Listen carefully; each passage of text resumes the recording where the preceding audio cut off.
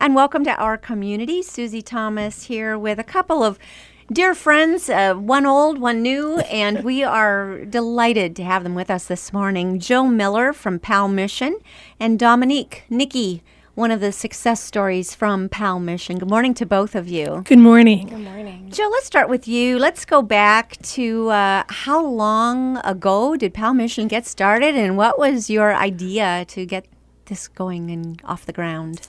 Well, Susie, that dates both of us when we talk about how long that's been. Okay, that's all right. PAL Mission has been operating since 1999.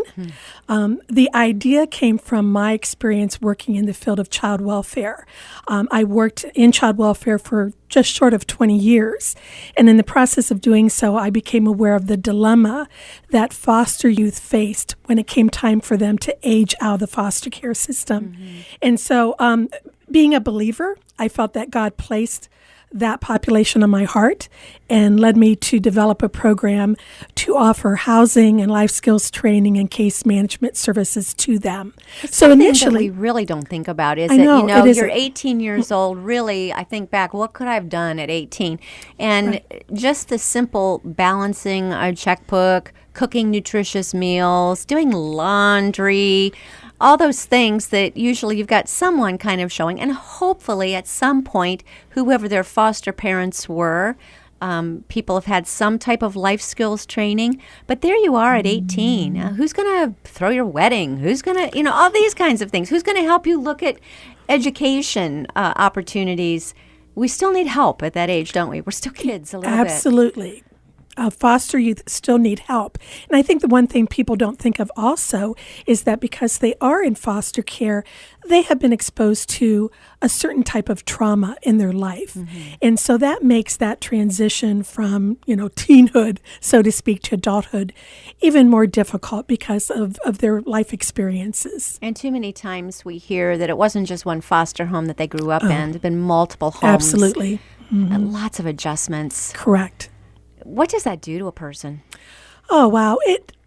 Well, maybe we should throw that over to Nikki because she certainly has been in that position. But before I do so, it really creates a lot of confusion for young people. Mm-hmm. I remember several girls, and I don't know whether Nikki was one of them or not, I don't remember, but several girls talking about the confusion about rules and how to navigate just the social graces of living in the community, because in living with multiple people, they saw those rules and those, examples being very different. Sometimes at opposite ends of the spectrum. And so it just added to a lot of confusion for them as to how to navigate or even how to do certain things. Just think of yourself if you were to go live with another family as a family member for a week, how weird that would be. Right. Exactly. And I did that. I remember at 16, my parents went to Florida and I had to go live with my sister and her husband. And it was different, mm-hmm. Just how they kind of ran their house was different than what I was used to in my parents' home. It's hard to feel at home. Right. And let your hair down a little bit. Nikki, let's go to you. And thank you so much for being willing to come share some of your own experience with us today. What was that like, having to go? How many foster homes were you in? I was in 2 homes, and I was in a group home prior to going to PAL Mission. Okay. So what is that like to go from the rules of one home and feeling like a family member into the rules of a different home and then plugging in as a family member there as well? I think it's really difficult, and it is confusing, like Jill said, not knowing, well, can I do this here, or am I supposed to do this? It also causes some trust issues too, like, well, why did I have to leave the first home, or why couldn't the second home keep me, or what makes this group home any different than the last? It just causes so many questions, and it's also things that you don't always get the answers to either. Boy, that's a good point that you bring up, because so many times it would be an issue with the foster family themselves, certainly not with a foster child. But as children, don't we internalize and think, whoa, what did I do to cause that? I would also think, too, and tell me if I'm wrong, there would be a tendency to really put up some some kinds of fences just out of self-protection. They can be very difficult to be vulnerable to this family and then this family and share what's on your mind and what's on your heart because you're not quite sure what the reaction is going to be. Yeah, everyone's different. And like the first foster home in comparison to the second, there was more acceptance of the challenges that I'd faced prior to being there. Whereas like my first group home was the same way. And then when I went to Pal Mission, they didn't really, I didn't feel judged there, I guess is what it was, is they just accepted everything. And they kind of said, this is how it's going to go. And then we just learned to make it work. That's my very next question. Tell me about life at Pal Mission from the inside. It was difficult at times, not because of the staff, more so because of us. I'm one who likes to challenge authority, I guess. So when Jill would say, I don't think that's a good idea, well, why? Or I would kind of push their limits. But it also taught me things as to some of the mistakes Jill let us learn on our own and why it was important for us to learn those. Or when she would say, no, that's not a good idea, that she was really protecting us from something, even though we didn't feel like we needed that protection. And Jill, you're really serving as a house mother. I would think any group of young ladies that's going to be a challenge. I think of my poor dorm mother back in the day, and just anything where you've got that much estrogen under one roof is going to be dramatic, a little bit of drama involved. But now you've got the extra layer of these are children that are almost adults who are bringing with them some life experience where their reality has been something else of what you would want it for them to be. How did you navigate that? Well, first of all, I want to make sure we give credit to staff that we've had at both houses, both the Canton and New Philadelphia house. I've been so blessed with extraordinary staff who just, first of all, loved upon these girls, saw the good in them, shared the love of God with them and the gospel with them in a way that I think was non-judgmental and not crammed down your throat kind of way.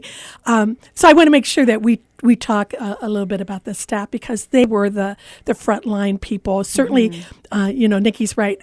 The two of us had plenty of conversations when I felt was necessary, but the frontline staff, the caseworkers and the program manager were key in meeting the day-to-day needs of the young ladies.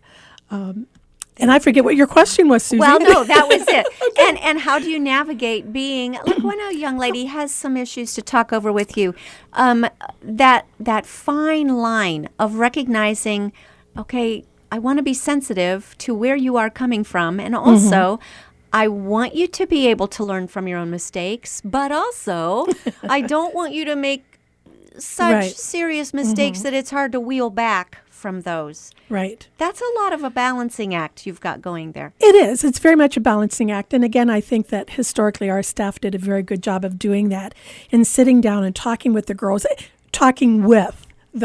not talking to or at the girls, but talking with them and really challenging them to come up with several options that was in front of them in order for them to make the best decision for them. And like Nikki said, we weren't always happy or pleased with the decision that was made, but ultimately it was their decision and they would need to then live with the consequences of what they decided. Consequences. Those are rough. Okay, they can be rough, but they can be good too. The consequence of making a right choice is always good as well. So you got both things going. I know that you're an agency in transition. Let's talk about the original. What did Pal Mission kind of look like? What were those skills and those life skills that you intended in the beginning to help young ladies learn and grow in? Well, our name, PAL Mission, the acronym PAL stands for Preparation for Adult Living. And so that succinctly explains what we were doing. We were providing, again, housing and case management services, but also a very important component of our program was our PLUS program, which was our life skill curriculum program. And so it included money management and budgeting, job readiness, we learned how to cook. Thank you. Nice. How to take care of their home, our living space. We practiced interviewing, clothes that were appropriate, not appropriate for those kind of situations, basic communication skills. Nice. And you felt like it gave you a good leg up when you were going out there and ready to take on the world. Yeah. I think it was all very beneficial. I can cook now. I mean, more than just macaroni and cheese. That is great. Yeah. And seriously, interview skills. It seems amazing, but I've heard an awful lot of potential employers, say they can't believe how many people come walking in cutoffs and tattoos all over the place and, just not looking like an employee, a potential employee, when all this person who might be bringing a great deal of skills, they've got great skills and offer a lot, just needed to be told how to dress and how to present themselves. So good on you to be to be preparing people for these kinds of things.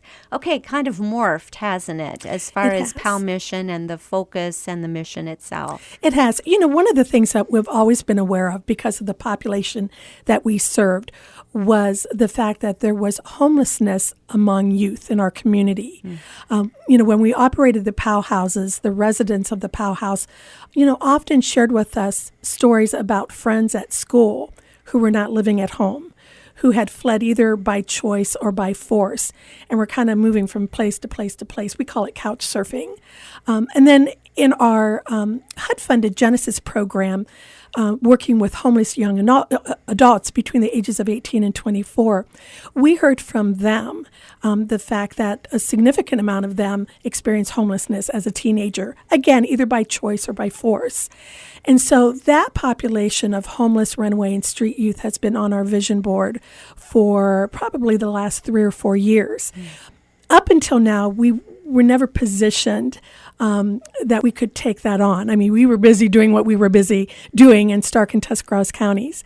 But quite frankly, we are no longer receiving HUD funding. And so that allowed us an opportunity to, shift our focus towards that, teen runaway homeless population that we've been concerned about. And so we are getting ready to operate a boys' shelter and also a drop-in center for runaway homeless and street youth.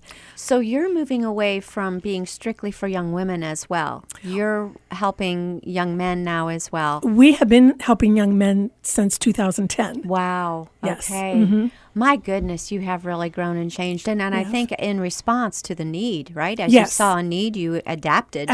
Well, we always knew the need was there for young men aging out of foster care. But I'm a woman, Right. and my priority was seeing that young ladies had a place to live when we started the PAL mission. We were able to, morph into providing housing for young men several years ago, and we were happy to do so. And we should say you are serving Stark and Tuscarawas County. Give us a website and a phone number where people can reach you just for whatever information. Sure. Our website is palmission.org. Oh, that's easy It's enough. easy. Is there a phone number? There is. Our phone number in Canton is 330-453-9199. Can you give that again, please? 330-453-9199. Write that down.